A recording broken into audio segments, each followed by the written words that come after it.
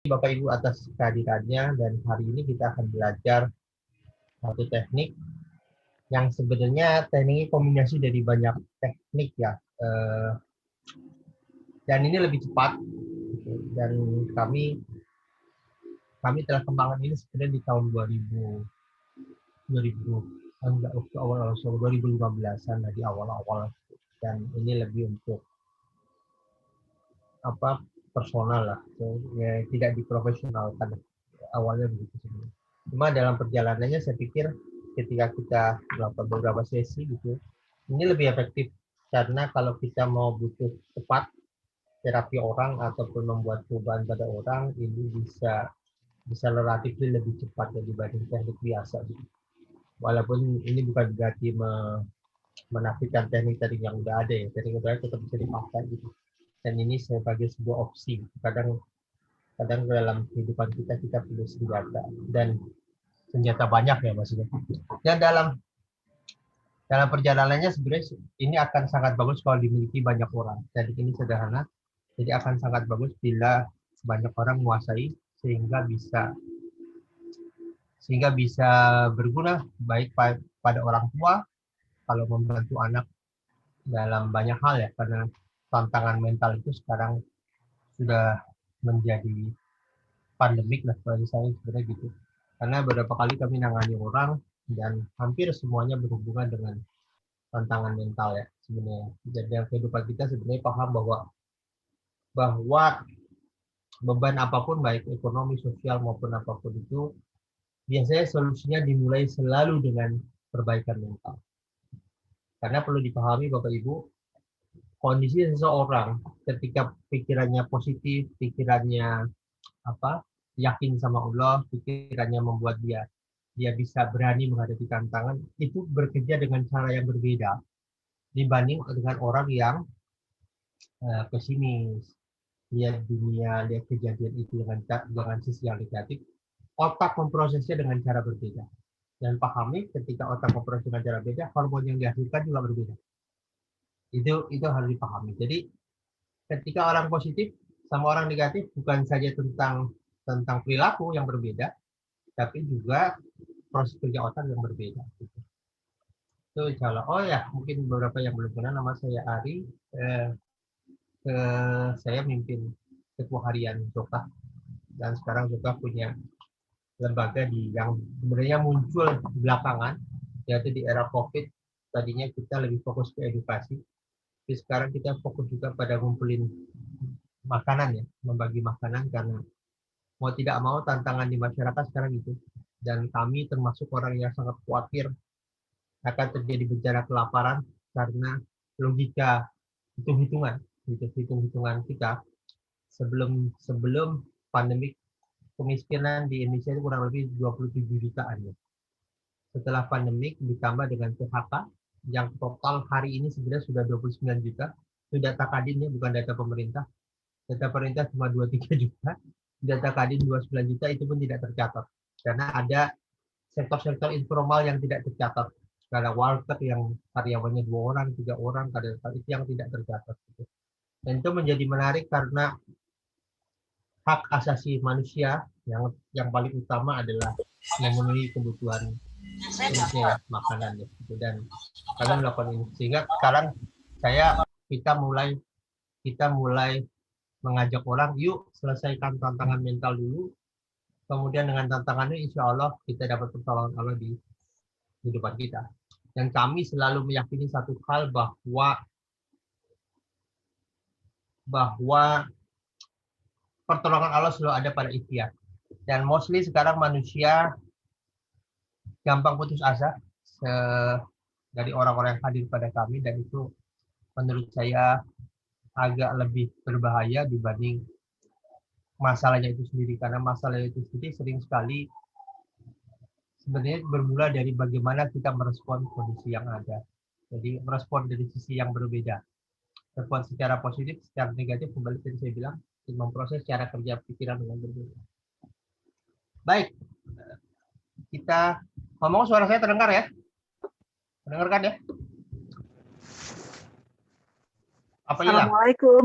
Assalamualaikum warahmatullahi wabarakatuh. Dengar Pak, dengar Pak. Oke. Baik, saya akan mulai berbagi slide dan slide hari ini cara belajar kita sederhana. Saya akan bagi slide, kemudian kita diskusi sampai kemudian kita masuk ke tekniknya karena penting bagi Bapak Ibu sebelum kita melakukan sesi sesi sesi sesi terapi ya, walaupun terapi itu bahasa yang sebenarnya terlalu wah gitu bagi saya. Sebenarnya kita lebih menselaraskan kembali cara berpikir kita agar kembali pada porsinya. Dan saya akan bagikan slide, kemudian kita diskusi teorinya, setelah itu kita baru masuk ke tekniknya. Oke, saya akan mulai bagi slide. Sebentar.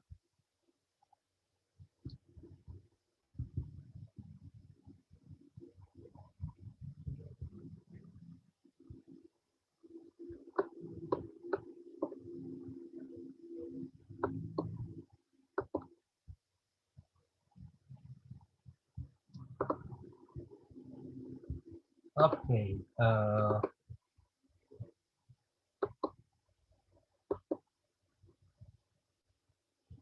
ya, harus pakai headphone memang banyak kan.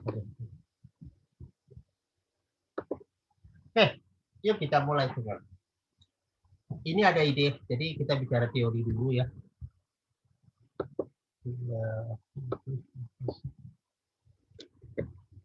Kita bicara teori dulu. Oke, ini teorinya adalah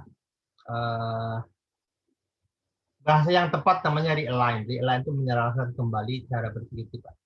Kita mulai dengan teori bagaimana perilaku terbentuk dulu sebelum kita memahami. Pertanyaan menariknya adalah mengapa orang stres, mengapa orang bahagia. Sebenarnya keduanya memakai proses yang sama. Jadi kalau orang bisa stres, sebenarnya orang bisa bahagia. Kata kerjanya sama. Kembali kita mulai, semua itu bermula dari external event, sesuatu yang di luar, sesuatu eksternal yang datang ke kita diproses oleh indera kita. Di dalam indera kita ada filter. Filter itu ada namanya metamodel. Jadi filter itu memfilter. Kenapa perlu difilter? Karena data kita yang masuk sehari banyak. Kita perlu filter. Filternya salah satu namanya generalisasi, distortion, atau dilution. Jadi dilution itu ada data-data yang dihilangkan dan buat kesimpulan gitu. Saya nggak akan cerita tentang filternya karena panjang cerita ini. Yang jelas begini, data yang masuk akan direspon dan dibuatkan prakira awal atau asumsi awal. Misalnya, kalau Bapak Ibu, buku yang dibaca, teman-teman pergaulan, semuanya bicara tentang hal-hal yang susah pada hidup ini, maka mental yang muncul duluan, seperti komputer gitu, mental yang muncul duluan adalah hal-hal yang berhubungan dengan kesusahan. Sehingga bila suatu saat ada orang, misalnya, diumumkan dia di PHK, maka data yang muncul di awal itu adalah data-data orang yang susah saat PHK. Orang PHK misalnya hidupnya jadi nggak jelas, kemudian mungkin melihat pengalaman hidupnya, orang-orang PHK jadi banyak hutang, orang-orang PHK jadi banyak penderitaan lah, bercerai dan sebagainya gitu. Maka ketika PHK muncullah kekhawatiran. Kenapa? Karena data itu yang dia pakai. Pertanyaan menariknya, adakah data lain, data bisa orang PHK yang malah menjadi kaya raya, orang PHK malah bahagia karena lebih banyak di rumah dan sebagainya. Adakah data? Sebenarnya ada. Cuma karena sering diputar ada data yang buruk, maka itu yang muncul. Dan itulah digunakan untuk menakar atau menafsirkan kejadian. Akibatnya orang stres lah ketika di PHK karena data itu yang muncul. Dan ketika data itu muncul dengan rasa stres, data negatif, kemudian dilihat kondisi fisik kita, fisiologi kita. Kalau kondisi kita lagi lemes, lagi nggak semangat, ngeklop. Ngeklop itu artinya timbullah kondisi state atau kondisi mental yang behaviornya akibatnya down. Down dan lemes dan sebagainya. Itu yang membuat mengapa orang down. Gitu. Kalau susunannya dirubah, itu input, proses, dan output ya. Kalau susunannya dirubah, maka outputnya menjadi berbeda.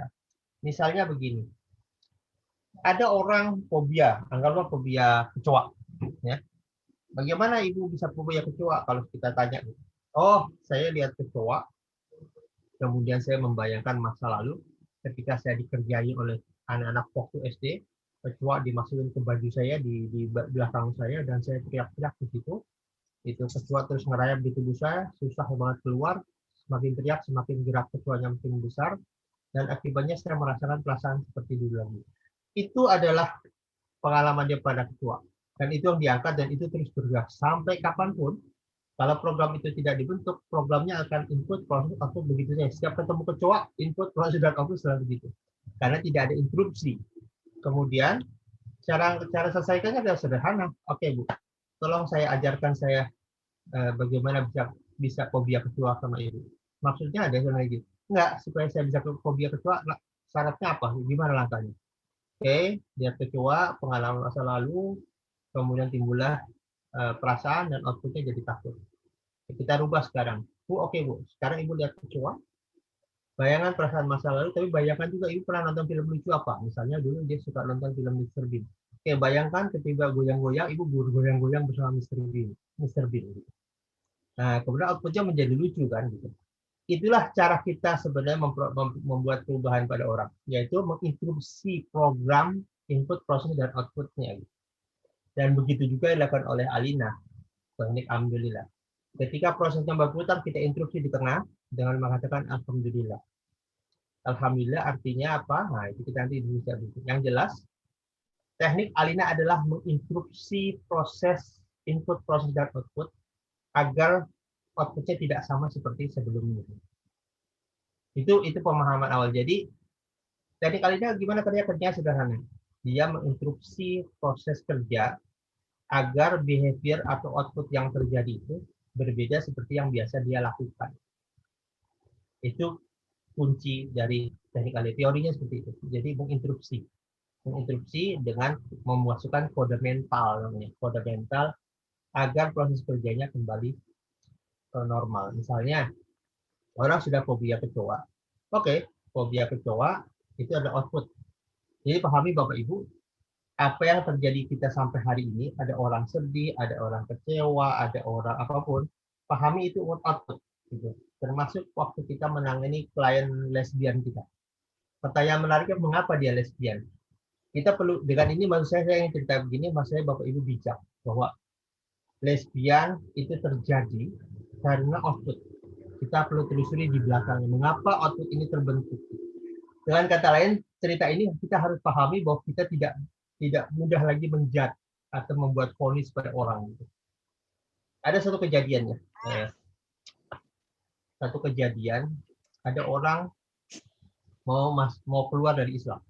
Ini kejadian waktu saya di luar. Dia keluar dari Islam terus mengatakan bertemu dengan beberapa ustadz waktu di sana. Yang jelas pulangnya dihujat karena dibilang macam-macam lah gitu. Nah, jadi kita perlu ketemu dengan orang yang bijak.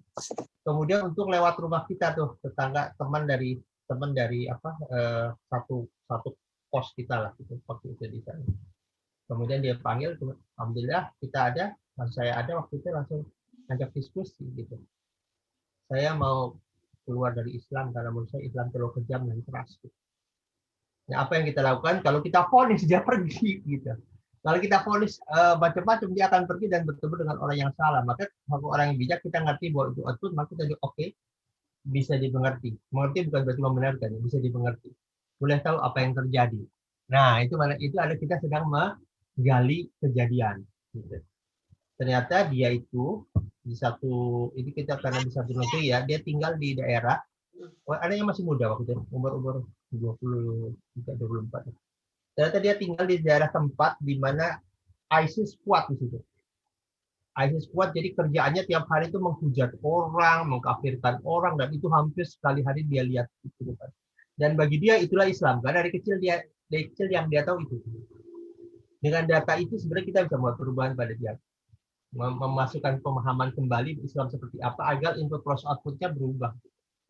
Itulah makanya kita perlu menjadi orang yang bijak seperti itu sebenarnya Bapak Ibu. Ini pelajaran juga bagi kita sebenarnya. Makanya dalam konteks parenting misalnya, saya sering sekali menemukan orang-orang yang orang tuanya relatif lebih mudah menjudge anak dibanding menelusuri apa yang terjadi pada anak. Saya pernah dengar ada anak, mah tadi ada di sekolah lampu pecah. Pasti kamu ya, gitu. Dia membuat judgement pasti kamu. Itu kan membuat orang tidak berani, tidak mau lagi dijudge begitu kan orang jadi malas. bercerita banyak hal gitu, karena takutnya dia dijudge gitu. Itu yang terjadi di kita. Oke, nah sekarang kita masuk ke teori sedikit tentang psikosemantik. Psikosemantik adalah sebuah kata yang membentuk kondisi psikologi seseorang. Jadi sebuah kata yang sebenarnya bisa menjadi penguat atau pelemah seseorang. Jadi ada istilah change your word, change your world. Jadi merubah kata akan merubah dunia kita. Dan menarik sebenarnya ketika orang mengatakan PHK, maka banyak orang mengatakan kesulitan, kecemasan, dan sebagainya. Beberapa orang ada mengatakan PHK artinya kesempatan. Kesempatan untuk bisnis, kesempatan apa? Karena sebelum mau bisnis, ada kantor kan? Ya sayang ini, tapi ketika diputuskan PHK itu membuat dia menjadi lebih punya waktu luang mengelola bisnis, dan dia cara-cara orang. Ini istilahnya adalah map is a territory. Ada istilah map, peta itu bukan wilayah sebenarnya. Nah, yang menarik sebenarnya, kata alhamdulillah itu sangat general. Ketika orang mengatakan take nafas, katakan alhamdulillah, apa yang dirasakan? Banyak perasaan yang berbeda. Rasa syukur, rasa bahwa Allah itu hadir dalam kehidupan kita, rasa bahwa kita itu selalu, apapun yang diberikan sebenarnya sebuah blessing, sebuah keberkahan pada hidup kita. Dan dengan kata itulah kita akan selesaikan berbagai macam permasalahan mental. Mengapa?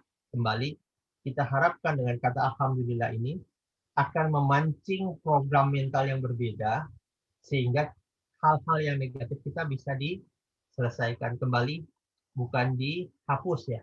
Karena memori itu tidak bisa dihapus ya.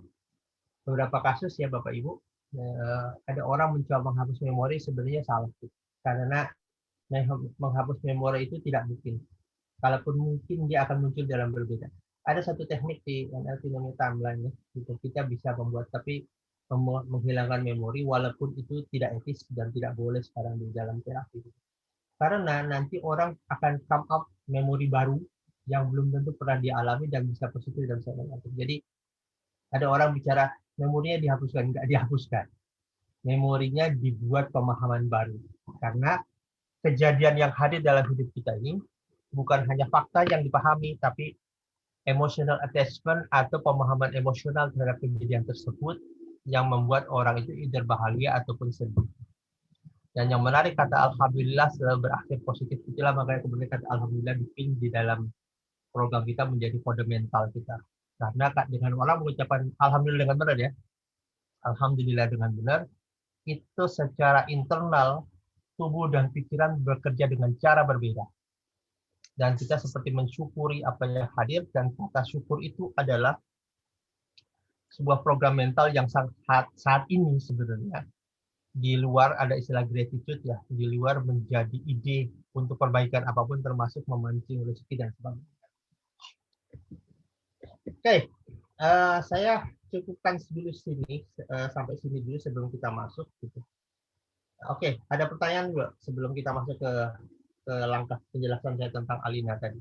Boleh, kalau ada pertanyaan boleh, sebelum nanti kita lanjut ke teknik.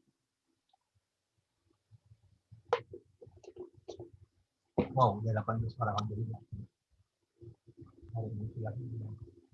Oke, ngerti ya tadi tentang mengapa kita psikosemantik alhamdulillah, karena program mental kita untuk menginstruksi program mental yang berputar di dalam diri kita. Dan kenapa perlu diinstruksi ya, karena sebelumnya kita output orang itu berhubungan dengan program mental yang terjadi.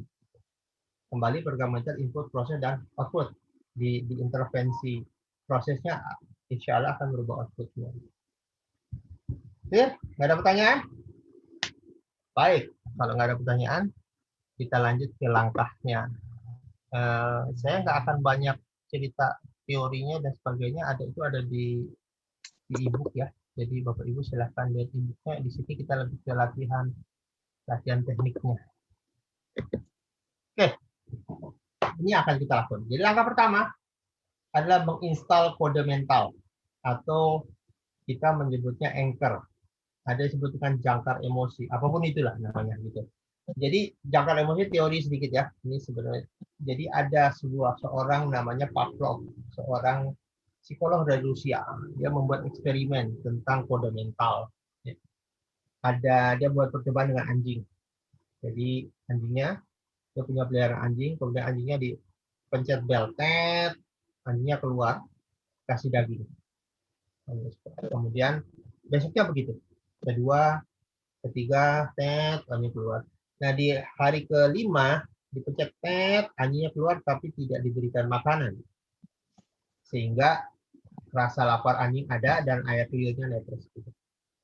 Mengapa itu terjadi? Ya karena sudah diprogram mentalnya.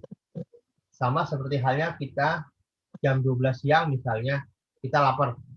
Dan itu karena program mental juga. Dibuat makan siang itu jam 12. Kalau Bapak Ibu nanti suatu saat pindah ke satu negara, bisa jadi jamnya berubah gitu. Dan itu mengikuti jam setempat atau program mentalnya berubah menjadi hal baru. Nah, apa yang kita lakukan sekarang hari ini menginstal sebuah program mental gitu, agar kita menjadi program mental itu menjadi bagian dari diri kita dan menjadi senjata kita, menjadi alat kita untuk menyelesaikan berbagai macam tantangan. Oke, ini langkahnya. Jadi langkah pertama adalah menginstal program dalam pikiran kita. Dalam pikiran itu kemana dari pikiran itu dari otak atau kalbu nggak penting. Pikiran dari otak dari kalbu untuk saat ini kita nggak begitu penting karena dua-duanya berpengaruh. Tapi nanti ada bahasan tersendiri tentang itu. Hari ini kita akan bicara bagaimana menginstal. Jadi kalau menginstal sederhana, ketemu orang duduk, oke duduk, turunkan gelombang atau turunkan gelombang otak itu sebenarnya seperti ini Bapak Ibu. Gelombang otak kita tuh ada di beta, alfa, theta, dan delta. Ini kalau diukur pakai alat namanya elektroencephalogram. Jadi ada hertznya, ada alat ukurnya. Ketika sekarang nih dengar fokus kita dengan penuh kesadaran, logika kita bekerja itu sekitar 12 sampai 30 hertz.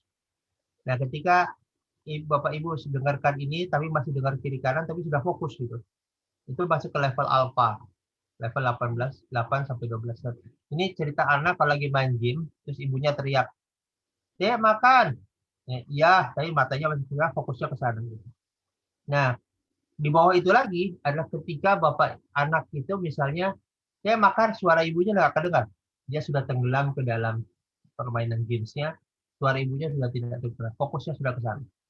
Delta adalah kondisi ketika dia sudah tidur. Kalau kondisi tidur mau siapapun, mau Romi Rafael ataupun siapapun jago hipnosis nggak bisa ngapa-ngapain. Karena itu kondisi orang nggak bisa dipengaruhi. Nah, pengaruh itu ada di alfa dan beta. Itulah makanya kalau Bapak Ibu ingin nasihati anak, yang bagus di kondisi gelombang otak di alfa dan beta. Ada teknik hipnotik untuk anak, gitu, anak kecil, bahkan orang dewasa juga bisa sebenarnya. Jadi orang ketika lagi tidur, digoyang-goyangin sedikit. Digoyang-goyangin sedikit, kemudian diberikan sugesti, apapun itu. Karena ketika goyang, gelombang otaknya naik di theta. Di theta ada saat yang bagus untuk diberikan sesi. Nah, kalau di dalam ilmu hipnoterapi yang formal ya, makanya suruh duduk tenang, tarik nafas, pejamkan mata. Agar dia turun gelombangnya ke gelombang alfa atau theta. Nonton film itu kalau kita sangat fokus sampai ikut nangis gitu, adanya di theta. Gitu. Gelombang alfa ketika kita duduk mikirin sesuatu, itu masuk gelombang alfa. Nah, tadi pagi kita bicara di grup MPC, Muslim Persuasion Club, kita cerita tentang kejahatan hipnosis, dan kejahatan hipnosis melalui komunikasi bisa mendorong gelombang di alfa ataupun theta. Oke, nah langkah kita pertama, turunkan gelombang otak dan suruh pejamkan mata. Turunkan gelombang otak itu maksudnya, duduk tenang, tarik nafas, keluar. Nah, tarik nafas ini adalah cara kita menurunkan gelombang otak. Tarik nafasnya tarik nafas perut ya, bukan tarik nafas dada. Tarik nafas pelan, tarik nafas dari hidung, keluaran dari mulut.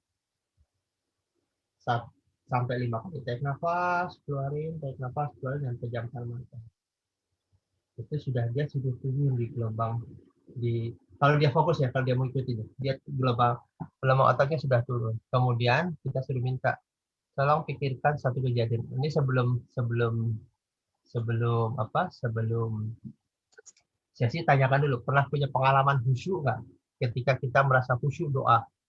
Kalau ada boleh, kalau enggak suruh bayangkan apa yang terjadi kalau kita khusyuk berdoa. Apa yang bayangan? Tapi kebanyakan orang punya.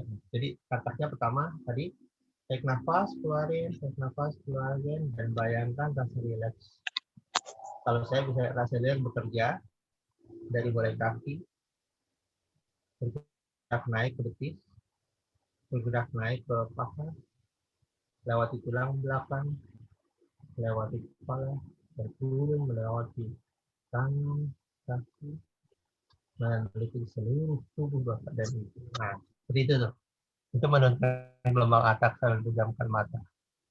Bisa lakukan 2-3 kali. Setelah itu, nanti kita lakukan bareng ya habis ini ya. Setelah itu, khusyuk. Pikirkan satu kejadian di mana kita pernah khusyuk di masa lalu. Pikirkan itu. Dan kembali ke sana. Lihat apa yang dilihat, dengar apa yang didengar, rasakan apa yang dirasakan. Itu aku. Bila ada sebuah gambar, nah maksudnya visual ya. Bila ada sebuah gambar, besarkan gambarnya. Bila ada suara, keraskan suaranya, sehingga membuat rasa rileks menyebar. Dan bila ada perasaan, kuatkan perasaannya. Nah, itu langkah kedua ya. Khusyuk. Dan rasakan rasa khusyuk bergerak kembali dari ujung kaki, melewati betis, melewati tulang belakang, melewati kepala, dan meliputi seluruh bagian tubuh. Kemudian katakan bagus. Oke. Kemudian setelah itu kita pikirkan juga di saat yang sama sebuah pengalaman bahagia di masa lalu. Dan ini sama.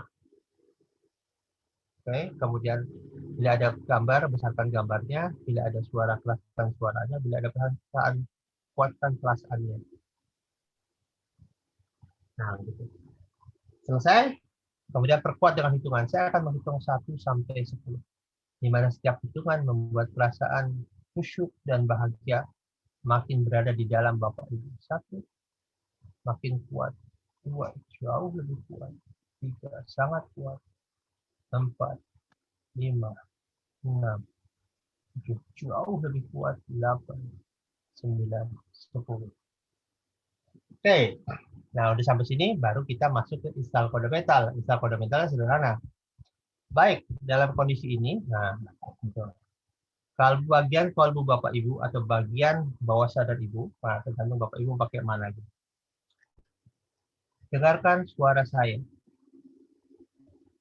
Kondisi saat ini adalah kondisi mental baik yang ada di dalam tubuh saya dan mudah diakses kapanpun, dimanapun saya mau. Sistem mental ini menjadi antivirus dan memperbaiki seluruh tubuh yang terhubung dengan program-program mental negatif yang nanti ada. Kapanpun, dimanapun, saya nanti akan mengucapkan Alhamdulillah saat saya melakukan terapi, maka seluruh tubuh dan pikiran perasaan ini hadir dan memperbaiki seluruh sistem antivirus yang ada dan hadir ketika saya melakukan sesi ini. Dan kata Alhamdulillah juga menutup kembali peristiwa atau seluruh program mental yang hadir dan akan kembali lagi, yang tidak akan kembali lagi saat saya mengucapkan kata-kata tersebut. Dan kata Alhamdulillah menutup rasa kemungkinan bahwa program ini tidak akan berhasil, menutup rasa ragu saya. Bagus sekali. Sekarang kita coba. Jadi ketika dalam posisi sekarang kita coba lakukan ya. Katakan Alhamdulillah, Alhamdulillah. Dan rasakan semua perasaan kembali menjadi normal. Good, baru setelah itu kita katakan. Dan perasaan ini, kata ini akan menjadi program mental stabil dan selamanya berada di dalam diri saya, kapanpun dimanapun saya akan melakukannya. Mengatakan Alhamdulillah seluruh tubuh dan pikiran saya kembali normal. Baik tubuh dan pikiran saya mengerti. Sekali lagi tubuh dan pikiran saya mengerti dan tubuh dan pikiran saya mengerti. Bagus sekali. Sambil merasakan perasaan ini, saya akan menghitung 1 sampai 5 dan Bapak Ibu akan kembali ke ruangan ini. 1. Kalau menghitung pelan-pelan ya. 2, 3, makin kuat, makin segar. Kembalikan perasaan. Kembalikan otot tubuh. 4 dan 5. Kalau sudah siap boleh kembali ke ruangan ini. Bisa? Yuk, sekarang kita praktik ya. Silahkan Bapak Ibu letakkan alat tulis dan kita akan lakukan praktik. Saya akan install Alga dan mudah-mudahan ini bisa menjadi alat bagi Bapak Ibu nanti suatu saat menghadapi sesuatu kondisi mental bisa gunakan ini. Oke, boleh letakkan semua alat tulis, duduknya nyaman, gitu.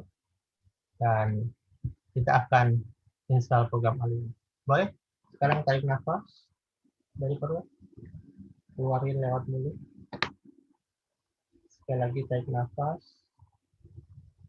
keluarin lewat mulut, bagus sekali. Tarik nafas, keluarin lewat mulut. Sekali lagi tarik nafas, keluarin lewat mulut, dan Bapak Ibu boleh pejamkan mata. Bagus sekali. Saya ingin Bapak Ibu membayangkan entah kapan, entah sebulan atau 2 bulan, atau kapanpun itu ketika Bapak Ibu merasa sangat dekat dengan Allah, sangat khusyuk, dan seakan-akan Allah menjadi teman bicara kita. Bagus sekali. Kembali ke pengalaman itu, lihat, dengar, dan rasakan apa yang terjadi. Bila ada sebuah gambar atau film, besarkan gambarnya menjadi 10 kali lebih besar. Bila ada suara, kuatkan suara itu. Sementara suara-suara di luar akan membuat Bapak Ibu makin dalam, makin khusyuk. Bagus sekali. Dan bila ada perasaan, kuatkan perasaan itu menjadi 10 kali lipat, 20 kali lipat, dan 100 kali lipat lebih kuat. Bagus sekali. Dan dalam kondisi yang sama, saya ingin Bapak Ibu mengingat satu pengalaman bahagia, pengalaman sangat bahagia di masa lalu. Bagus sekali. Lihat, dengar, dan rasakan. Bila ada sebuah gambar, besarkan gambarnya. Bila ada sebuah suara, kuatkan suaranya. Bila ada perasaan, kuatkan perasaannya. Bagus sekali. Dan saya akan menghitung 1 sampai 5, di mana setiap hitungan perasaan khusyuk dan pengalaman bahagia menjadi satu dan menjadi sumber daya bagi Bapak dan Ibu. 1, makin kuat perasaan. 2, makin khusyuk pada Allah. 3, terasa rasa bahagia. 4, bercampur menjadi kepuasan. Dan 5, semua perasaan ini menjadi bagian dari diri Bapak dan Ibu. Kapanpun, dimanapun, Bapak Ibu terima kasih dengan mudah. Perasaan ini hadir kembali. Dan perasaan ini menjadi sebuah sistem mental terbaik di seluruh tubuh Anda dan mudah diakses kapanpun, dimanapun. Yang menarik adalah sistem mental ini menjadi antivirus bagi semua kondisi mental. Dan saat Bapak Ibu ingin melakukan perubahan atau terapi, semua perasaan ini terkumpul oleh satu kata, yaitu kata Alhamdulillah. Sehingga kata kapanpun, dimanapun, Bapak Ibu mengatakan Alhamdulillah, maka seluruh pikiran dan perasaan ini hadir bersama Bapak dan Ibu. Dan menjadi antivirus terhadap kondisi perasaan negatif yang muncul. Sehingga kapanpun, dimanapun, dengan kata Alhamdulillah, maka seluruh pikiran dan perasaan seperti ini hadir bersama Bapak Ibu. Serta menutup kemungkinan rasa ragu apakah terapi ini akan berhasil atau tidak. Sekali lagi, kata Alhamdulillah adalah menjadi tombol bahwa seluruh pikiran perasaan ini menjadi muncul kembali ke dalam diri Bapak dan Ibu. Bagus sekali. Dan sekarang kita akan lakukan bersama. Kita akan mengatakan Alhamdulillah dan semua pikiran perasaan ini kembali memperkuat perasaan itu. Kita lakukan 1, 2, dan 3. Alhamdulillah. Dan rasakan pikiran dan perasaan muncul bersama. Kondisi positif dan antivirus menyelesaikan seluruh pikiran dan perasaan negatif yang mungkin ada. Kata Alhamdulillah adalah kunci kebahagiaan. Kata Alhamdulillah menjadi kunci perbaikan sistem mental Bapak tadi. Tubuh dan pikiran mengerti. Tubuh dan pikiran mengerti, oh alhamdulillah menjadi kunci memanggil kembali perasaan ini. Dan membuat tubuh dan mengerti bahwa ini menjadi kurs yang luar biasa dan menetap konstan, menetap stabil, menetap dalam diri Bapak Ibu menjadi program yang otomatis menyelesaikan berbagai macam tantangan dan pikiran negatif yang muncul. Bagus sekali. Saya akan menghitung 1 sampai 5. Setiap hitungan membuat Bapak Ibu yakin akan masa depan, yakin bahwa Bapak Ibu punya alat, punya media untuk menyelesaikan berbagai macam tantangan hidup, dan kata alhamdulillah menjadi menetap konsisten di dalam diri Bapak Ibu. 1, makin kuat. 2, makin yakin. 3, makin menetap. 4, dan 5 kalau sudah siap boleh kembali ke ruangan ini sekarang. Baik, itu tadi langkah instalasi. Gitu. Ada pertanyaan sampai sini? Langkah tadi? Boleh, kalau ada pertanyaan boleh. Sebelum kita masuk bagaimana menggunakan teknik yang sudah kita dapatkan tadi.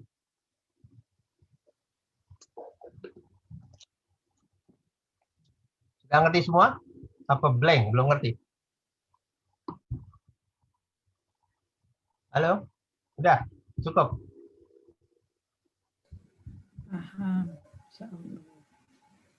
Ada pertanyaan? Bisa ngerti ya langkahnya ya? Langkahnya adalah menggunakan alhamdulillah sebagai alat dan tadi kita instalasi sehingga nanti pada saat terapi kita ngajak klien kita atau peserta kita hanya gunakan alhamdulillah tapi setelah kita install. Oke. Cukup? Ya, gimana Bu? Kalau ngantuk itu jadi nggak efektif ya Coach? Ngantuk bagus. Ngantuk itu bagus karena ngantuk itu bawah sadar Bu. Ngantuk itu ada di theta. Karena ibu sebelum tidur nggak mungkin ujuk-ujuk tidur Bu. Ibu kan tidur mau tidur tuh dari beta nih lama-lama hilang kan. Itu turun tuh dari beta ke alfa ke theta dan delta. Yang penting dijaga jangan kliennya tidur. Nah, kalau klien tidur apa? Jadi saya lupa tadi boleh. Kalau ibu mau mencegah klien itu capek, biasanya dulu nih teman-teman nih, kalau ada teman-teman suka prakteknya malam dari jam 7 gitu, nah itu resiko tidur besar karena pulang kerja kan gitu. Jadi kita ada kata-kata gini. Oke, kapanpun dimanapun suara saya akan tetap bersama Bapak dan Ibu. Itu harus Ibu bilangin. Sampai saya kembalikan ke semula. Itu artinya itu kunci dia. Jangan sampai kebablasan. Kalau tato Ibu lagi terapi, tato dia tidur, nah itu jangan diterusin, bangunin dia gitu. Percuma Ibu terusin. Karena dia nggak akan dengar Ibu gitu. Percuma Ibu terusin. Jadi dia nggak akan dengar. Jadi itu bangunin dia kemudian sesi lagi. Dan apa yang kata-kata tadi. Suara saya akan bersama Anda, suara saya akan bersama Bapak Ibu sampai sesi ini selesai. Itu penting. Kalau nggak nanti kebablasan ke delta, selesai udah cerita. Jadi nggak bisa apa-apa ini. Oke. Tanya lain? Habis ini kita akan bicara bagaimana makainya, ya, karena penting. Jadi langkah pertama, klien diinstal, kemudian setelah install baru kita lakukan sesi terapinya. Jadi tadi baru proses install ya, belum masuk ke sesi terapi.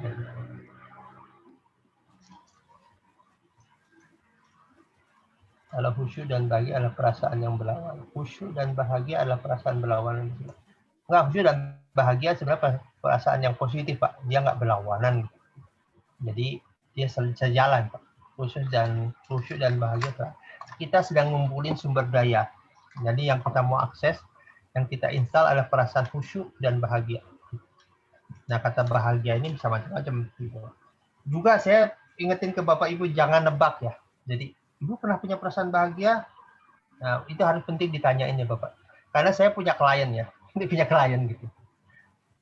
Saya main tebak. Karena saya pikir orang itu bahagia ketika nikah. Gitu. Dan ternyata mental block. Baru setelah itu saya break, kemudian tanya. Ada apa Bu? Boleh tahu tidak? Ternyata perasaan waktu nikah itulah justru saya kejadian yang nggak enak gitu. Nah, itu masalahnya. Jadi kita nggak boleh nebak ya Bapak Ibu, bahwa tanyakan, Bu boleh tahu nggak ada satu perasaan bahagia, kira-kira kapan dan di mana, ada nggak tuh? Gitu. Insya Allah ada ya. Kasihan juga kalau ada orang nggak pernah bahagia seumur hidupnya. Gitu. Pilih salah satu dan itu bisa kita pakai. Karena jangan nebak, bisa jadi kita pikir itu bahagia, bisa jadi enggak gitu. Yang kedua, tanyakan juga satu hal. Ada satu kejadian, pengalaman di praktek ya. Saya akses pengalaman bahagia gitu, dan dia pernah cerita pengalaman bahagia dengan ibunya. Tapi ketika saya akses ternyata dia malah nangis, malah terlihat air mata keluar. Saya kaget juga, kok bahagia aja keluar air mata. Ternyata ibunya sudah meninggal dan dia kangen dengan ibunya. Gitu. Jadi kita harus tanyain. Jadi kalau ada pertemuan bersama orang, oke tanyakan, dia masih ada nggak orangnya? Gitu. Perasaan bersama suami, bahagia atau siapa? Pastikan dia ada dan kita tidak akses perasaan yang salah. Gitu. Jadi jangan akses perasaan yang kita pikir itu bahagia, tapi belum tentu bahagia bagi orang lain. Gitu. Karena kejadian saya itu, saya pengalaman tuh dua, atau tentang pengalaman tadi nikah saya pikir itu bahagia, yang kedua pengalaman bersama ibunya dan ternyata ketika saya akses ternyata ibunya sudah meninggal dan dia kangen. Justru malah sedih ya tidak. Jadi itu harus kita tanyain, dialog tuh diskusi itu penting karena itu menanyakan apa yang membahagiakan bagi dirinya. Dan itu jangan nebak gitu. Karena kalau nebak bisa salah gitu. Karena tiap orang hidupnya didesain dengan pengalaman dan pemahaman berbeda tentang kehidupannya. Oke. Ada lagi tanya?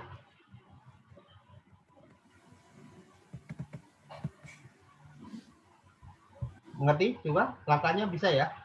Langkahnya bisa, mungkin nanti nanti akan buat apa? Buat rekaman, Bapak Ibu bisa ikuti lagi langkahnya. Tapi yang langkah yang tadi beberapa langkah tadi, yang penting kita install perasaan bahagia dan ini menjadi tools bagi alat bagi mereka ketika itu menyelesaikan tantangan hidupnya. Jadi nanti sesinya sederhana, dia cuma cukup mengatakan kata alhamdulillah aja dan kita lihat respon. Oh ya, Coach, boleh nanya lagi? Ya. Nah, kalau bisa nggak yang menghadapkan perasaan bahagia itu saya diganti dengan bayangkan suatu tempat mungkin yang dia sukai gitu? Ya, itu bisa.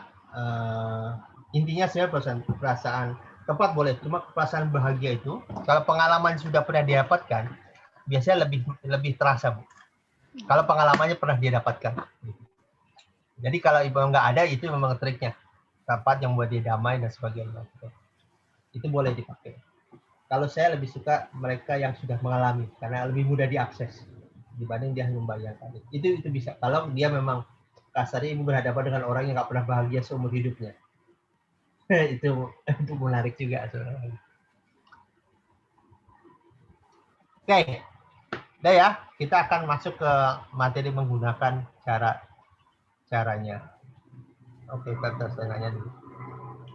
Ya, saat khusyuk itu boleh kapan aja, Pak. Intinya khusyuk itu adalah pada saat kita nih pernah ada satu momen di mana kita seperti dekat dengan Allah. Entah berdoa, entah bukan hanya tentang doa sebenarnya. Ada orang yang dalam kondisi kepepet gitu. Dia kemudian berdoa. Intinya kalau kita bicara sama Allah kan berdoa. Ya Allah, bantuin saya gitu. Ada orang yang posisi itu dan itu menarik bagi dia karena belum pernah dia mendapatkan perasaan yang begitu dekat dengan Allah dan mengadukan semua halnya. Itu perasaan itu yang mau kita hadirkan. Karena sadari Bapak Ibu, hubungan kita dengan Allah itu kadang-kadang menariknya adalah agak kuat ketika kita ada kondisi yang menyulitkan kita. Makanya ada istilah kadang-kadang kita sering dibuat susah tuh. Kenapa? Kalau lagi susah doa kita lebih khusyuk. Kalau dibanding doa kita lagi bahagia gitu kan. Ya, ada istilah begitu. Kenapa? Karena kita begitu intens berdoa gitu. Nah, kita cari kondisi-kondisi dalam hidup kita di mana kita pernah merasakan dekat, khusyuk gitu. Dan tidak selalu juga, karena ada orang yang pernah berhaji 3 kali. Umroh udah berapa kali lah mungkin. Tapi justru doa khusyuknya dia bukan di depan Masjidil Haram gitu. Doa itu dapat di mana dia pernah susah. Jadi itu yang berbeda. Jadi kembali jangan menebak ya, gitu. Ya, tapi tanyakan kepada dia karena pengalaman itu sangat personal. Oke. Kita masuk ke materi berikut. Nah, bagaimana gunainnya gitu. Sekarang kita perlu tanya bagaimana gunainnya. Ini penting gunainnya. Oke, di langkah terbaik sebelum ketemu klien. Namanya rapport. Rapport itu bangun keakraban. Bahasa Prancis T-nya tidak dibaca. Rapport. gitu ya, bukan raport ya, raport tuh punya anak-anak. Gitu. Langkahnya sederhana, begitu datang juga jangan begitu datang minta tolong, jangan langsung masuk ke materinya, santai dulu, hadapi dengan santai. Asking question itu artinya bertanya lah, bertanya. PAK itu visual auditory kinesthetic. Jadi sebuah pertanyaan, apa yang ibu lihat, apa yang ibu dengar, apa yang ibu rasakan. Gitu. Santai aja bicara tentang apapun yang santai gitu. Oh tadi macet bu ya gitu. Apapun gitu ya. Gitu. Yang kedua, ABCD kita nyebutnya, asking question. B-nya brain based listening. Brain based listening adalah mendengarkan bukan hanya dengan kuping, tapi dengan otak. Maksudnya gitu. Saya begini, dia cerita, iya sih bu, ini ada nih suami saya, begitulah dia. Gitu. Nah, kata begitulah dia itu sebenarnya harusnya menarik bagi kita. Gitu. Kalau itu penting kita gali, kalau nggak penting jangan digali. Kita nanti lihat belakangan. Oke, lagi. Oh gitu bu, ya terus cerita yang lain.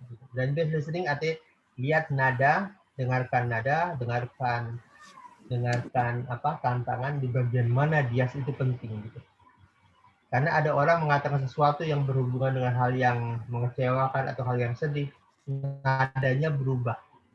Disitulah kita nadanya berubah atau ekspresinya berubah. Gitu. Disitulah namanya brain based listening, mendengarkan dengan pikiran bukan dengan kuping aja. Ketiga, kongruen. Kongruen itu artinya posisikan tubuh kita tuh matching. Jangan dia lagi ngadep ke sini, kita ngadepnya ke mana gitu. Perhatikan orang-orang yang bicara akrab di mall, di manapun gitu, posisi tubuhnya nggak menyerupai gitu. Menyerupai. Dan karena itu membuat orang nyaman bicara dengan kita. Ingat, tugas Rapo adalah membangun trust, membangun kepercayaan pada klien. Itu tujuannya begitu. Kalau kita langsung direct kan nggak nyaman. Yang kedua, nada napas kita disesuaikan. Kemudian hal-hal yang menyamakan, misalnya, iya tuh saya kan kemarin bu di Surabaya. Oh, ipar saya di Surabaya pak, di bagian mana gitu. Hal-hal yang membuat nyaman klien, seakan-akan terjadi koneksi satu sama lain. Berikutnya adalah sebutin nama klien. Jadi nggak harus pak dan bu. Usahakan minimal dalam percakapan itu sebut 3 kali lah. Oh, Bu A, gimana Bu A? Bu A. Karena nama itu magic, nama itu akrab. Ini sebelum kita masuk ke sesi terapi ya. Terakhir gunakan kata yes state. Yes state itu mengatakan kata ya 3 kali yang sesuatu yang kita sama setuju ya. Misalnya, tadi ke sini Bu, wah pas hujan ya Bu? Ya, gitu kan. Oh, pas perempatan tadi lewat perempatan macet ya Bu? Ya, gitu. Kemudian, oh gitu Bu. Tadi ke sini Ibu lewatin satpam, iya. Nah, apa yang bisa saya bantu? Nah, masuk ke sana lagi. Apa yang bisa saya bantu? Masuk ke sana.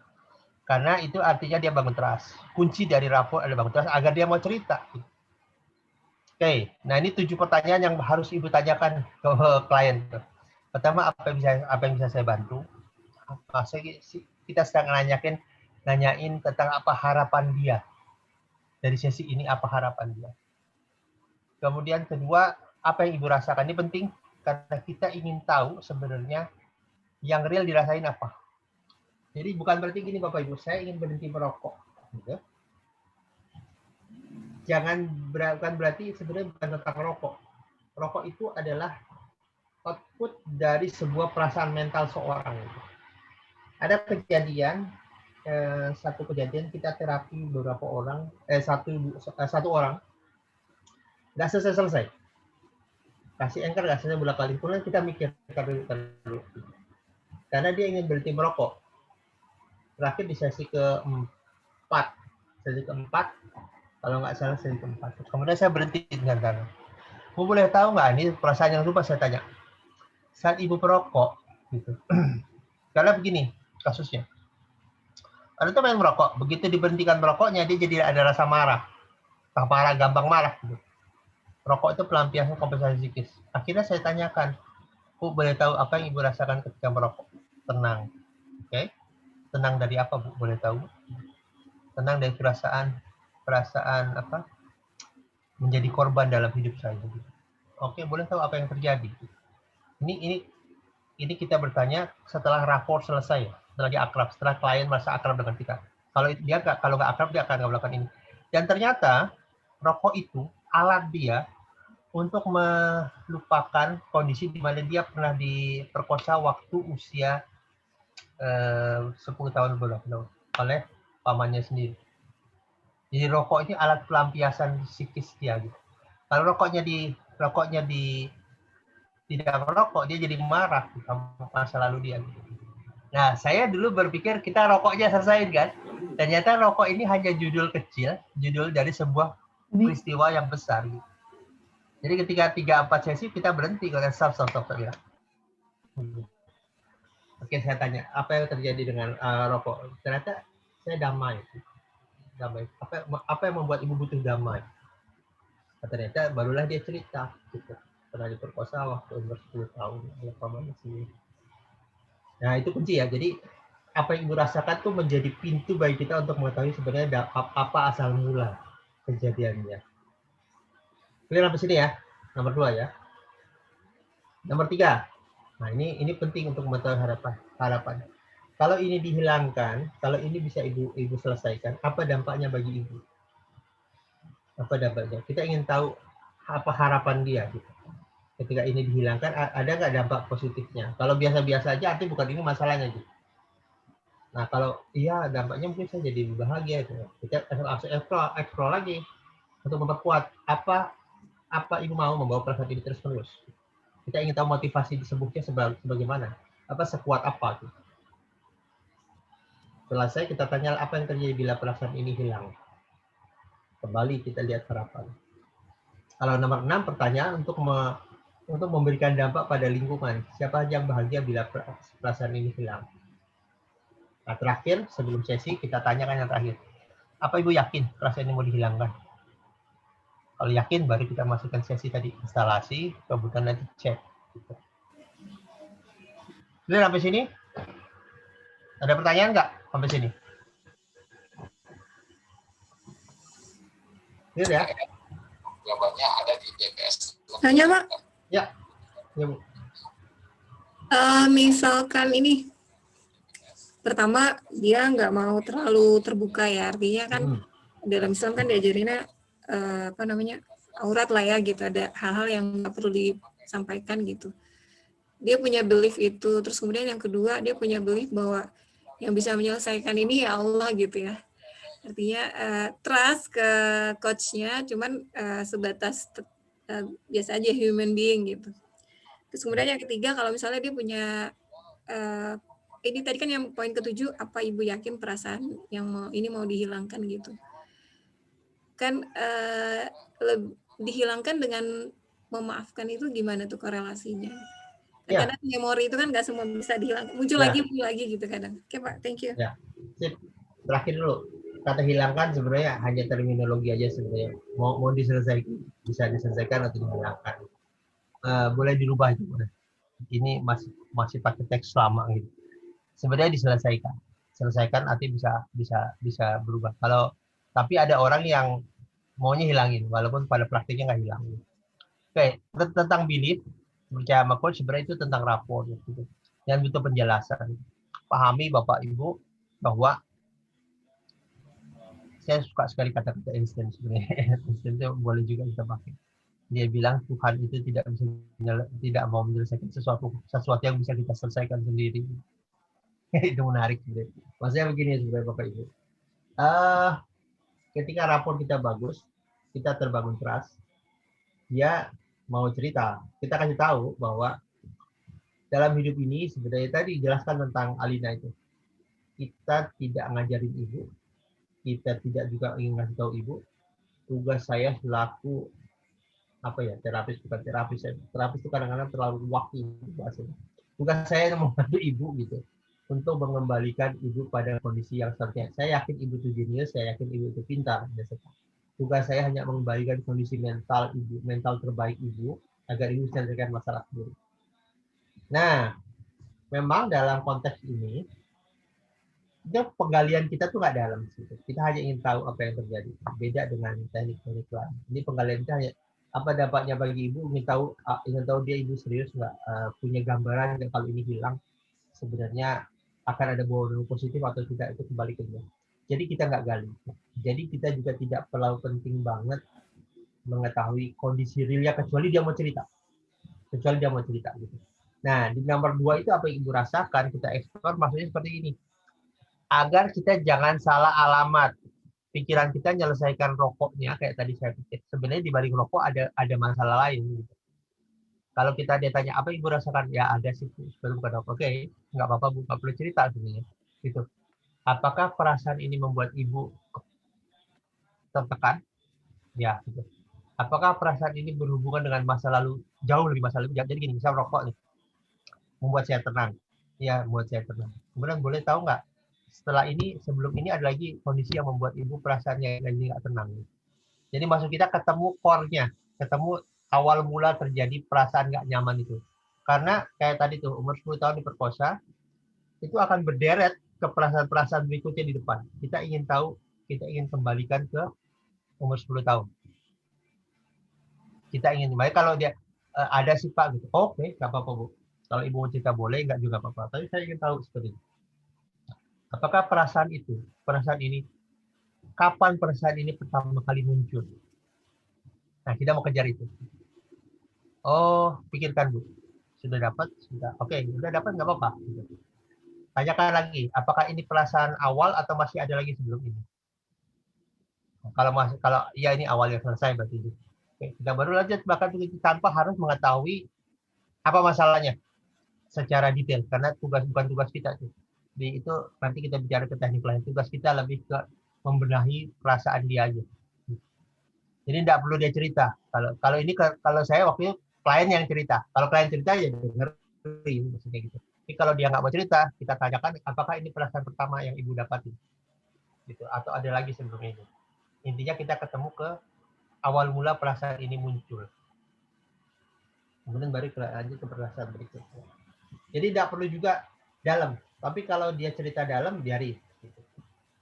Yang kedua, kalau kliennya nangis, nggak jadi masalah. Siapin tisu. Jangan diinterupsi. Oke, saya mengerti. Saya mengerti apa yang dirasakan dan it's okay untuk nangis. Tapi jangan lebih dari 1 jam. Masalah juga itu. 1 jam. Jadi kalau nangis kerja it's okay gitu. Sediakan tisu kalau tisu. Bahkan kadang-kadang saya semangati ada laki-laki menangis dan it's okay laki-laki nangis, so why gitu. Karena perasaan itu kan ada dari Allah juga sebenarnya kan. Gak apa-apa kalau ibu bapak bersedih, it's okay Pak. Tidak ada yang bersalah dengan nangis Pak gitu. Cuma jangan terlalu lama, sesinya jadi kelamaan Bu. Gitu kan gitu. Jadi oke, biarin aja gitu. Oke. Saya lupa tadi tuh.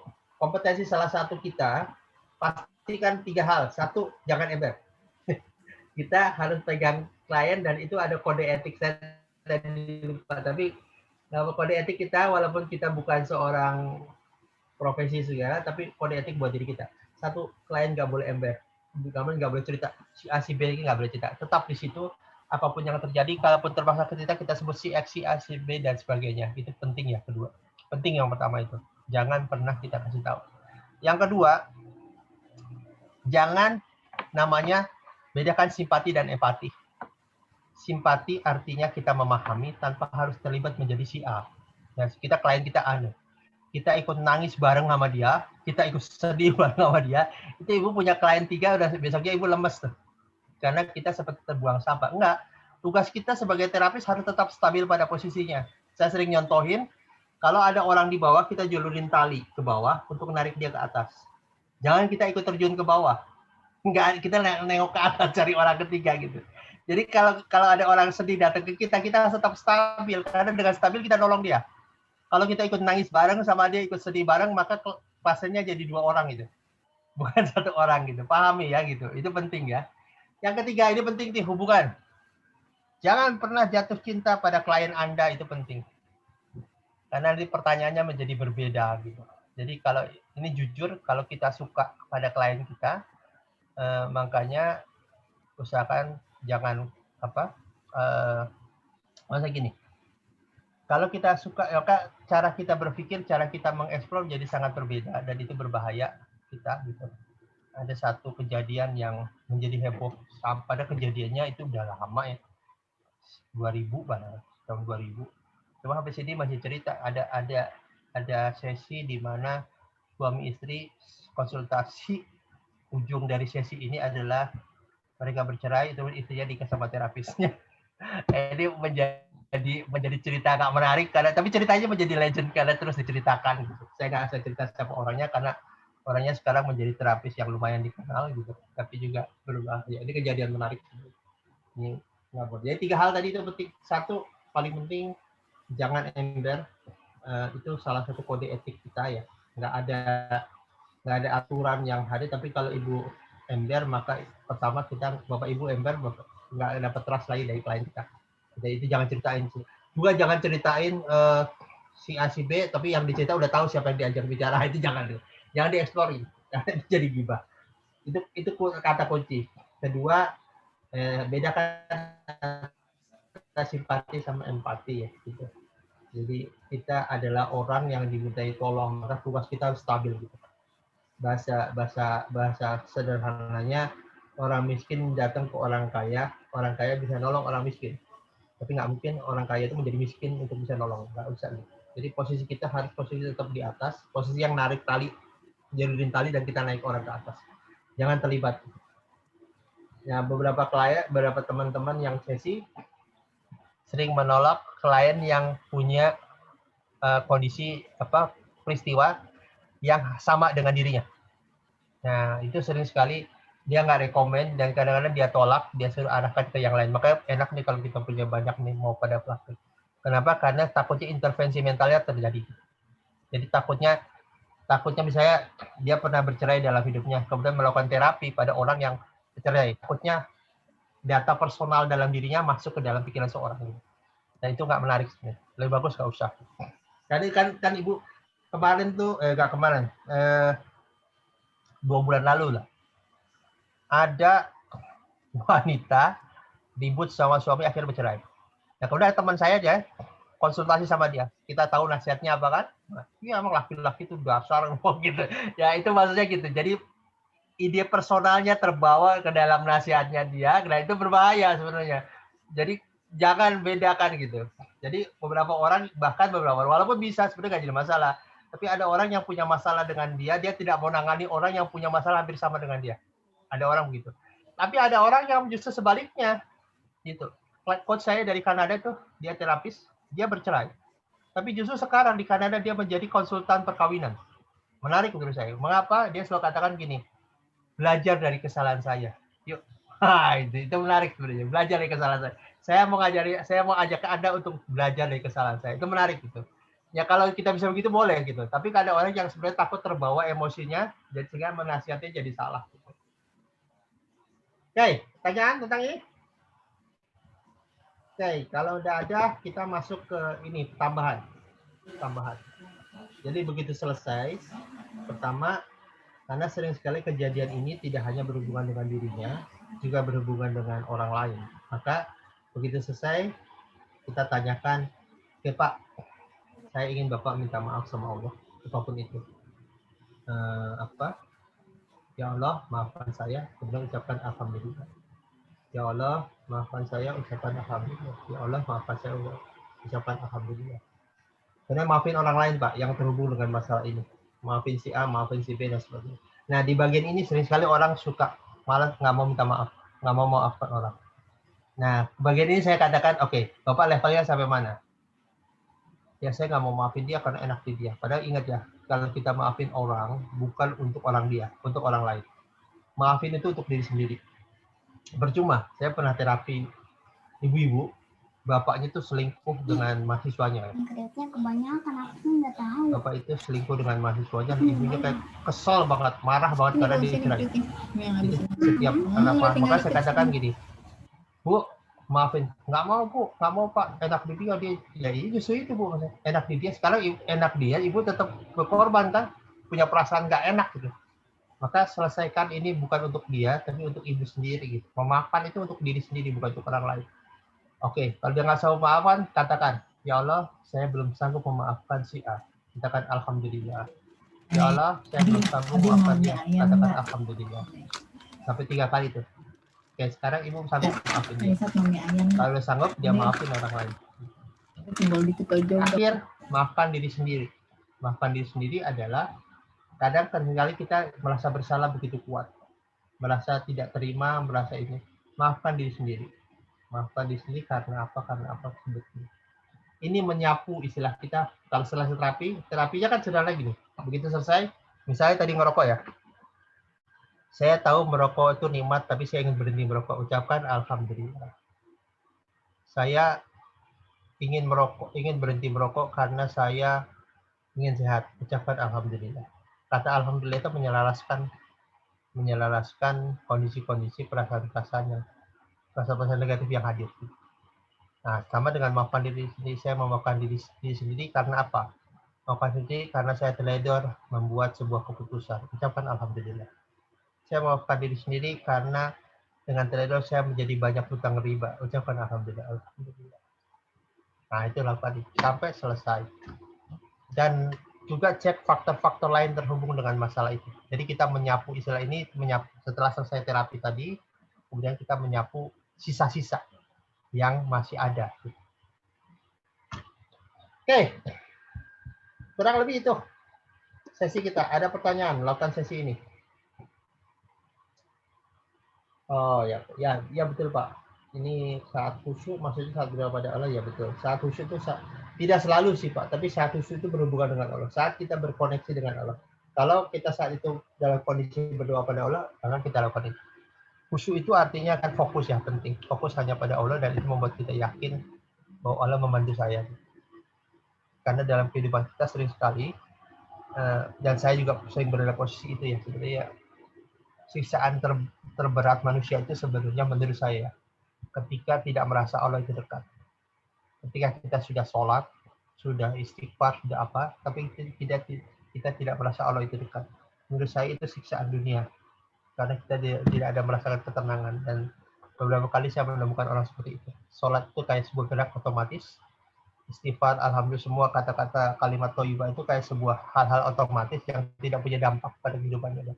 Dan itu ngeri sebenarnya. Itu paling menurut saya itu bahkan cobaan terberat manusia. Adalah ketika dia tidak merasa Allah itu dekat. Karena kita seperti tidak punya power, tidak punya sumber daya untuk mengatasi tantangan apapun. Oke. Nah, itu tadi teknik kita. Jadi yang bagaimana teknik terapinya bisa lihat di e-book yang diberikan.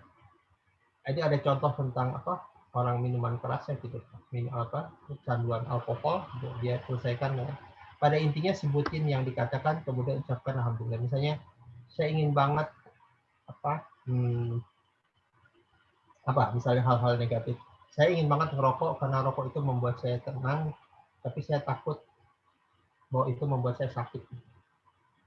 Nah, ucapkan alhamdulillah.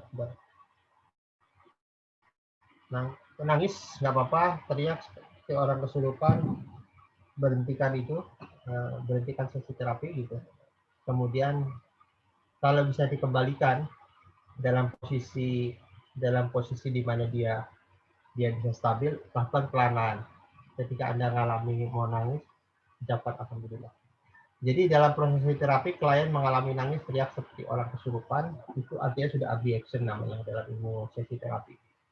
Pada saat itu Bapak Ibu udah nggak lakukan apapun. Gitu. Makanya saya nggak rekomen, ini bagus juga. Bapak Ibu kalau nanti punya klien yang sifatnya seperti ini, klien yang mudah abreaction, mudah uncontrollable, kalau Ibu siap, bawa dia, ada bukunya banyak tadi. Kalau tidak siap, jangan diterapi. Mungkin nanti bisa ngobrol di Zokat kalau Zokatnya ada waktu gitu ya. Kalau saya ada waktu, mungkin ada Pak Rehat, ada siapa teman-teman. Karena itu butuh ilmu lain gitu. Karena mungkin pernah lihat film itu nggak? Film dokter, saya lupa namanya. Itu jadi kisahnya begini. Ini bukan nakut-nakutin. Jadi kalau Ibu lihat dianya sangat berat gitu, kecuali Ibu punya teknik yang lain nggak jadi masalah. Kalau Ibu hanya teknik Alina, saya nggak rekomen Ibu pakai teknik ini. Ini untuk teknik-teknik orang-orang yang terapi ngalami nangis teriak itu nggak jadi masalah. Tapi yang suka waktu di film itu terapisnya terbunuh. Jadi dia abreaction-nya begitu kuat gitu. Makanya nanti saat interview lihat kalau orang ini berat banget, jangan lakukan intervensi atau jangan lakukan terapi, suruh cari ke yang lain, suruh cari ke teman-teman lain, cari teman-teman teman-temannya ada Pak Rinhat, ada saya belum tentu waktunya ada, tapi bisa juga nanti saya rekomendasi ke yang lain. Karena saat abreaction itu kondisi di mana di atas beta dan orang bisa di luar pikirannya uncontrollable gitu. Pikirannya uncontrollable, jadi takutnya jangan diintervensi. Ini serahin ke terapis yang benar. Bukan ibu nggak benar, maksudnya serahin ke teman-teman yang punya teknik terapi lain. Saya nggak rekomend Bapak Ibu ya, kalau Bapak Ibu punya istilahnya abreaction sebuah kondisi dia terjebak di perasaan negatifnya, akibatnya dia tidak sadar lingkungan. Di dalam film itu menarik diceritakan seorang terapis, seorang wanita menghadapi laki-laki yang abreaction dan akhirnya dia terbunuh. Dan itu saya nggak rekomend Ibu lakukan ini untuk sesi-sesi ke teman, ke siapa, ke apa orang-orang yang masih bisa dikendalikan. Jangan intervensi ke sini, saya nggak rekomend juga. Jadi kemarin kemarin ada Mbak Arum cerita, kliennya saya bilang jangan dihadapin, cari sesi di mana ada orang di sekelilingnya, sehingga kalau ada apa-apa bisa terkendalikan gitu. Itu kunci ya. Kalau ada orang seperti ini nangisnya sampai berlebihan atau teriaknya sampai berlebihan, nah itu berbahaya buat ibu-ibu, terutama ibu-ibu ya. Kalau bapak-bapak mungkin ada power gitu. Itu jangan, saya nggak rekomendasi ya. Karena pada saat itu di musik gamma dia nggak bisa diterapi, nggak bisa diintervensi. Tapi mungkin bisa disiasatin coach untuk biar amannya dikasih anchor dulu, di anchornya dikuat. Ya. Di anchor, jadi begitu di sentuh anchornya dia balik dulu deh, dia apa namanya naik lagi. Mungkin kalau nanti, saya waktu nanti kita bisa. terapi coach, yang terapi siapa? Si itu yang apa? Si Jo itu, si Jo Premier. Itu kan selalu saya pakai anchor dulu, takutnya dia tiba-tiba ngamuk di tengah jalan. Jadi kalau nanti lihat gelagat, mungkin nanti kita share teknik anchor. Kalau kita kondisi seperti itu, ya jawaban seperti itu Pak. Itu jawaban Pak Torik ya. Jawabannya adalah install teknik anchor terlebih dahulu.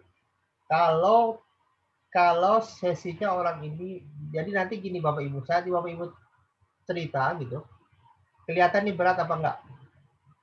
Kalau berat, gunakan teknik anchor, dan kalau Ibu tidak sanggup, bisa di-refer ke, ini ada Pak Rehat, ada saya, ada teman-teman bisa lakukan itu. Tapi kalau masih dalam kendali Ibu, ya nggak apa-apa, lakukan itu. Dan ini ada teknik anchor tempat tidak main. Insya Allah nanti kita akan share ke ibu-ibu. Kalau ibu mau nangani orang seperti ini ya, berat. Tapi cara sebaiknya sebenarnya hindari dulu, gitu. Cara begini. Coach, maaf, ini kan bisa dilakukan secara online ya, Coach? Ya. Nah, ya, betul Bu. Kalau jadi, online itu, kondisi online itu kan kita tidak bersama dengan klien. Nah, ini yang menjadi resiko juga sebenarnya. Karena pernah saya mengalami, dan alhamdulillah baru sekali mengalami, bahwa klien itu mengalami dampak secara fisik gitu dalam proses terapi. Dampak secara fisik? Iya, dan itu saya nggak menduga. Oh ya, dampak secara fisik apa Bu? Oh, psikosomatis ya? Bukan, jadi dia dalam proses, saya menggunakan MT chair waktu itu. Itu sebenarnya udah proses gitu loh. Udah proses dari edukasi dan sebagainya gitu-gitu, terus masuk ke saya menggunakan teknik MT chair. Nah, karena saya ingin dia private, close video, close mic. Ternyata waktu dia jalan sesi itu dia bilang sesak nafas. Dia buka mic, buka ini sesak nafas. Enggak, kalau ini Bu, kalau ini sebenarnya saya sih sesak nafas memang harus dilihat sebenarnya. Prosesnya sebenarnya jangan di chair. Iya, ya. Saya mau yang close itu maksudnya karena dia saya nggak menduga emang ya saya nggak, karena belum pernah ngalami ya, belum pernah ketemu kejadian seperti itu, pembelajaran banget juga buat saya gitu loh, bahwa ternyata itu bisa kejadian gitu, hal yang menurut saya itu proses yang biasa gitu, ternyata bagi seseorang itu berat gitu, itu ya memang itu ternyata kejadiannya bisa gitu seperti itu Jadi Ya, gini Bu, pembelajaran. biasanya dia kalau Ibu sebelum masuk MT chair gini, kita ada istilah tearless terapi ya, di dalam MTP ada tearless terapi. Tearless terapi itu gini Bu, sebenarnya. Kalau Ibu lagi ngobrol nih, ya ngobrol. Tahu ketika dia ngobrol sesuatu, makanya tadi saya bertiga brain-based listening, dia tahu ada kondisi mental yang berat, kondisi mental stop. Jangan terusin komunikasinya. Selesaikan. Saat apa yang Ibu rasakan? Ya saya masih sedih, oke. Saat Ibu merasa sedih, katakan alhamdulillah. Jadi diinterupsi di tengah. Gitu. Misalnya, orang fobia kucing. Ya, kemudian begitu lihat, ya, dan saya lihat udah begini-gini, udah nggak tahu, stop. Jangan ceritain tentang kejadiannya. Intervensi, kemudian kita bersihkan di situ. Aman, nyaman, go. Nyaman, go. Jadi sampai dia bisa cerita selesai. Gitu. Jangan sampai keburu objection-nya terlalu besar, Bu. Ininya terlalu besar. Jadi ketika dia ada perasaan tidak nyaman, di stop ceritanya, kemudian selesaikan dengan teknik alhamdulillah, dengan Alina tadi. Nyaman, go. Masuk ke level berikutnya. Nyaman, go. Jadi jangan sampai dia cerita sampai selesai. Karena ketika dia cerita, timbullah gambar di dalam pikirannya kan, dan itu menjadi data dan itu bisa saja mensabotase pikirannya. Jadi sebenarnya itu sudah proses ini. Dia cerita tuh udah panjang. Udah pertemuan kedua. Pertemuan kedua ya. Jadi dia cerita masalah dia tuh udah panjang sekali. Dia menceritakannya tuh lancar gitu loh, coach. Makanya saya nggak menduga kalau begitu ada proses untuk dibuang, istilahnya buang sampah-sampah emosi itu, kan dia saya suruh milih. Ibu mau pilih yang mana? Mana yang paling mengganggu gitu kan? Oh ini itu, karena masalahnya banyak. Nah, dia pilihlah satu peristiwa, satu kasus gitu ya. Oke, dengan apa? Ya, ada satu yang dia pilih. Nah, pada prosesnya saya diizinkan untuk close video dan close mic gitu, proses dia. Karena pikiran saya aman gitu loh. Saya nggak menduga sama sekali ternyata nggak aman. Oh iya. Itu di situ udah lepas, padahal itu prosesnya bukan proses mendadak gitu loh. Artinya proses ceritanya udah lancar. Itu kadang-kadang bisa seperti itu. Ya sebenarnya gini Bu, ya itu namanya dunia terapi sudah ada kejadian-kejadian yang kita tidak ini, karena kita pikir sudah selesai kan. Kalau saya memang sebenarnya kalau sesi itu Pak, biasanya kalau orang rokok nih, biasanya begitu selesai dia merasa nyaman, rokok tuh saya deketin Bu ke dia. Rokok tuh saya deketin, dia lihat si perasaan di antara rokok itu apa yang terjadi. Kalau masih ada terapi lagi Bu, alhamdulillah sebagainya. Itu kadang-kadang kita lupa karena kita pikir kondisi selesai. Kayak orang fobia nih Bu, fobia tikus. Tikus itu diam, lihat gambar, bisa dia. Ketemu tikus aslinya, dia kembali gitu. Jadi belum tentu kita pikir. Kadang-kadang saya lihat video segala, ternyata tidak sama. Lihat video, lihat gambar, karena mau megang tikus, terapisnya juga takut megang tikusnya gitu kan. Jadi itu maksudnya. Memang kadang-kadang kita deketin kembali. Kita tes, ada istilah tes trial. Rokok juga sama. Kalau rokok saya deketin lagi dia. Rokok cium baunya. Cek tingkat perasaan ingin merokoknya sampai perasaan rokoknya ingin hilang gitu. Ya, intinya hati-hati ya coach sekali ya. Ya hati-hati itu. Tes. Jadi kalau ibu sebelum buang emosi tes juga. Apakah dia benar-benar sudah rilis apa enggak gitu. Oke. Sekarang Bu Nurul, coach, orang sebaiknya terapi orang kalau dia mau diterapi Bu. Jadi mau nggak diterapi? Tanyain dia. Karena kalau dia nggak mau diterapi, dia belum tentu mau nurut apa kita suruh duduk tidur, dia belum tentu mau tidur, belum tentu mau tidur. Karena pertama dia nggak ada trust, nggak mau diterapi. Sama seperti hal orang merokok nih. Orang sudah hampir 30 tahun merokok, ujung-ujung datang ingin berhenti kan.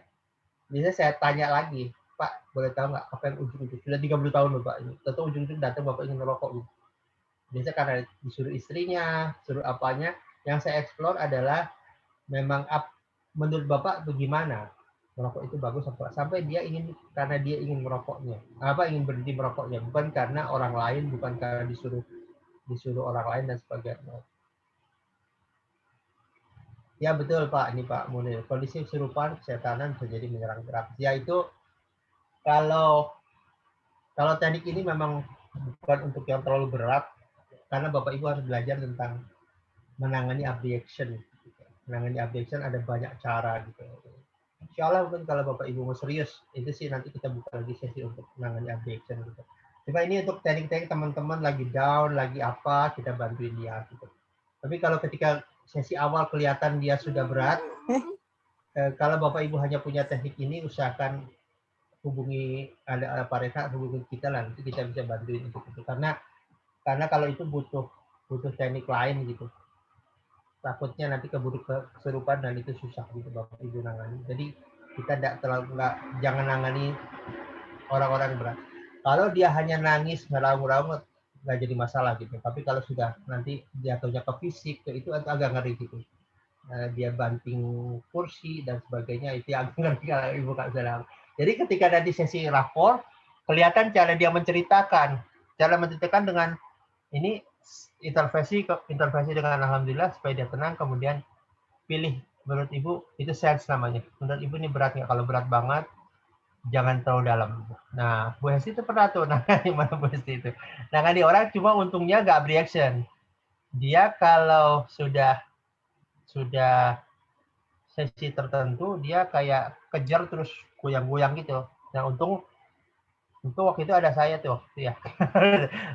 Kita selesaikan kita yang pakai tekniknya Pak Aren nih, teknik hipnosis gitu. Kita pakai shock induction, ditidurin.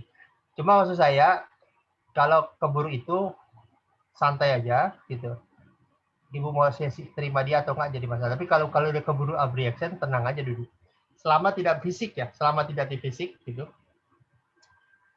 Tenang aja, biarkan dia gerak itu sampai bantu sebisanya gitu.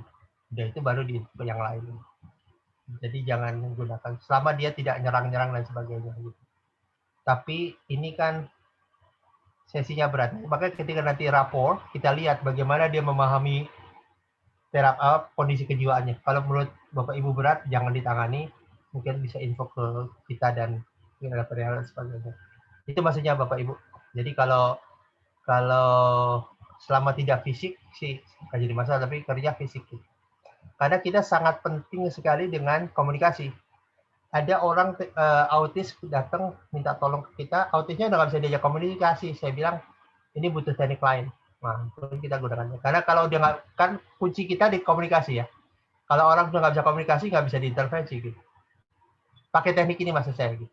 Pakai teknik lain sih bisa, pakai teknik lain. Kalau teman-teman punya teknik lain bisa. Tapi kalau hanya gunakan teknik ini, kuncinya di komunikasi. Ketika orang sudah susah diajak komunikasi, nah itu jadi tantangan loh. Gitu. Kita perlu gunakan teknik lain. Ya, itu ini kalau sudah sampai menampar dan sebagainya, ini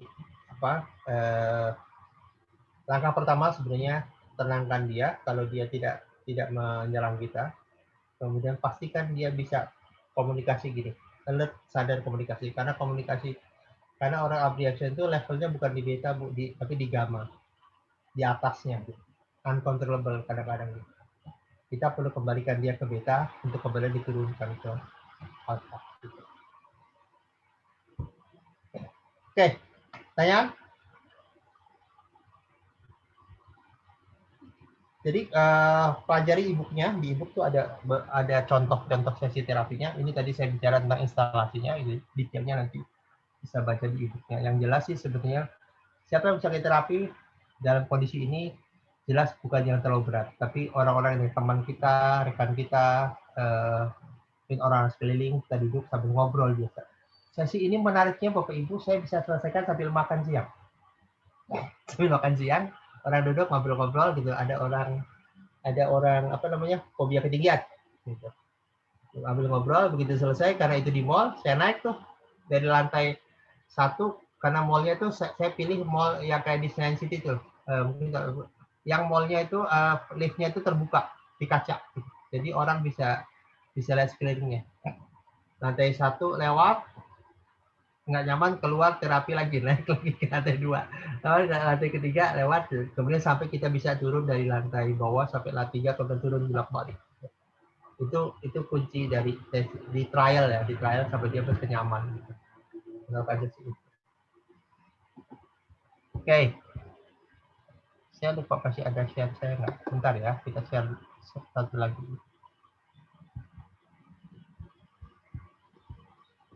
Oh ya sudah sampai sini. Oh ya saya lupa.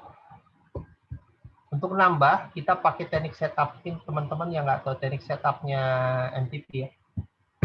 Ini biasanya saya nambahin sebelum sesi gitu. Pegang dadanya.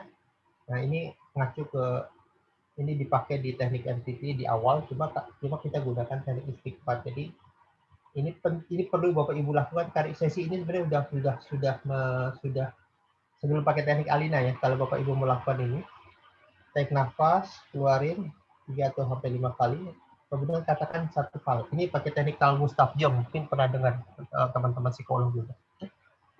Carl Jung itu mengatakan what you receive persis. Apa yang kita tekan, dia akan keluar dalam bentuk lain. Maka langkah kita adalah menerima. Jadi katakan gini, ini teknik awalnya MTP, Meridian Technique for Performance, gitu. Tarik nafas, keluarin, tarik nafas, keluarin, kemudian katakan ya Allah. Nah, ini gunakan kata yang kuat. Ya Allah, walaupun hari ini saya merasa, sebutin semua yang dirasain. Takut karena ini, kemudian itu membuat saya sebutin, kemudian saya terima diri saya seutuhnya dan meridho, mohon kekuatan darimu untuk melepaskan dari semua perasaan ini. Tarik nafas, keluarin 3 kali.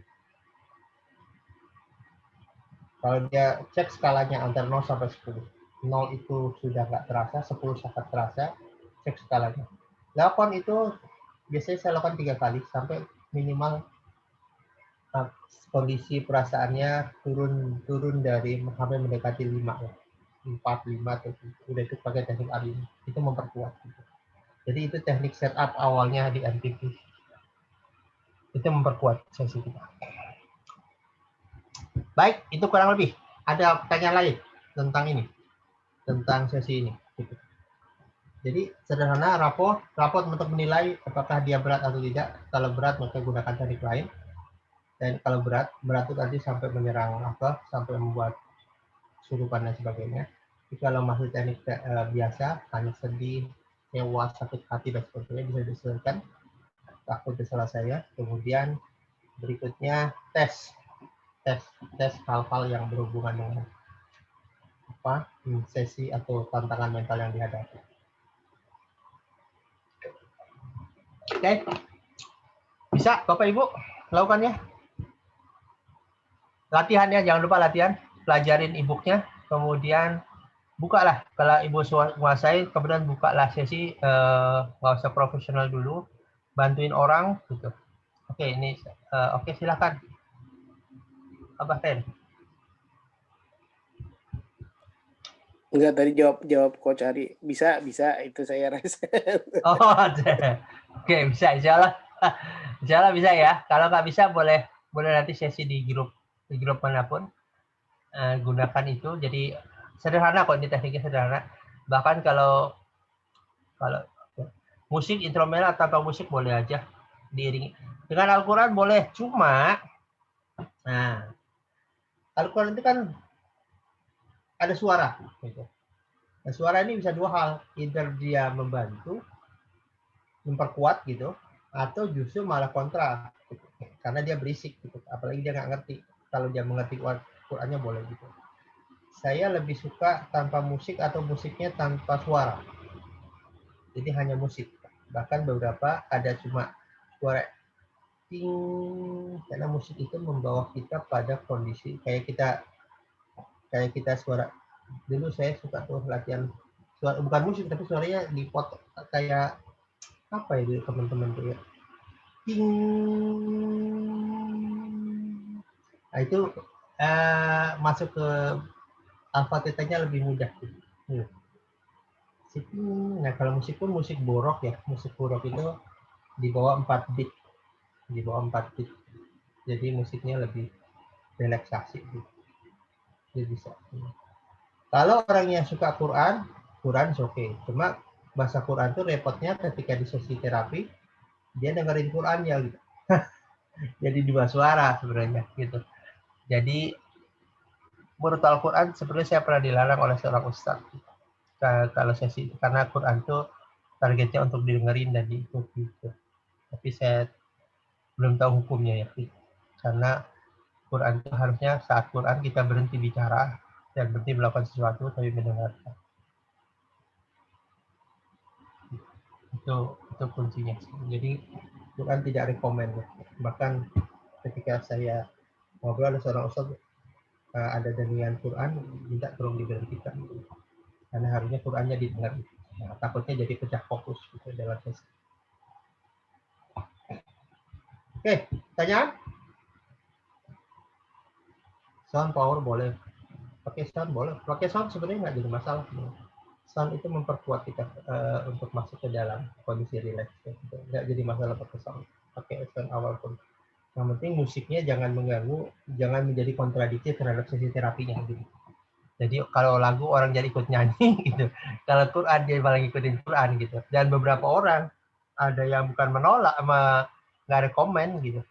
Karena Quran ingin didengarkan gitu. Itu sih terlepas apapun hukumnya yang jelas itu yang masuk ke saya begitu. Oke, ada lagi tanya? Mudah-mudahan ini bisa jalan. Teman-teman bisa buka sesi, kemudian nanti apa? Perlu buat grup nggak kita? Kalau buat ke teman-teman yang mau sesi boleh diskusi di grup yang ada lah, di grup MTP nanti beda lagi. Teman-teman nanti yang lain bisa, yang belum belajar MTP bisa masuk ke sana, nanti diskusinya di sana gitu tentang ini. Jadi untuk membantu teman-teman kalau ada klien dan aku bisa dibantu dengan sesi ini. Silahkan buka, karena Bapak Ibu sekarang tuh banyak orang posisinya seperti itu, posisi di mana orang yang tidak berdaya secara main. Karena sebenarnya menurut saya orang itu sebenarnya berdaya ya, cuma proses kerja pikirannya yang membuat dia tidak berdaya, dan tugas kita adalah membenahi cara dia berpikir agar mengembalikan pada track yang seharusnya, agar mengembalikan dia pada posisi kejeniusan dia. Makanya saya tadi agak bagaimana bicara tentang terapi. Sebenarnya saya nggak tahu, belum ada kata yang tepat. Karena terapi itu kesannya kita expert banget. Kesannya kita memberikan sesuatu pada dia. Sebenarnya nggak juga. Yang kita lakukan hanya mengembalikan dia pada kondisi yang seharusnya dia miliki. Jadi makanya tadi saya agak bingung pakai kata terapi atau enggak. Tapi apapun itu, intinya kalau saya lebih bisa selaraskan kembali. Makanya di luar tuh ada istilah aligner. Aligner itu orang yang menyelaraskan kembali posisi orang. Karena orang itu harusnya is okay, bisa melakukan itu kuncinya. Jadi kita bukan membenahi dia dalam proses di mana kita melakukan sesuatu yang luar biasa, enggak. Kita hanya ngajak dia kembali pada pikiran yang seharusnya dia miliki. Gitu. Itu maksudnya sebenarnya. Baik Bapak Ibu, bila tidak ada pertanyaan, mudah-mudahan kita bisa melakukannya, dan nanti bisa masukin Bapak Ibu ke grup MTP. Kalau yang mau praktek, di situ kita pelajari lagi di grup MTP, grup ketukan ya. Nanti biasanya ada diskusi dan sebagainya di situ. Baik, segitu dari kami, mudah-mudahan membawa manfaat dan kita semua bisa mengamalkan ini dengan baik. Baik, segitu saja dari saya. Mohon maaf bila ada salah, dan mudah-mudahan Bapak Ibu bisa praktekkan ini, ajak orang-orang terlibat, ajak bantu orang-orang ini mengembalikan kondisi mentalnya dan membuat dia lebih berdaya. Sekian dari saya, kita tutup dengan kafaratul majelis. Assalamualaikum warahmatullahi wabarakatuh. Waalaikumsalam warahmatullahi wabarakatuh. Warahmatullahi wabarakatuh. Terima kasih Pak Ari. Tinggal ya.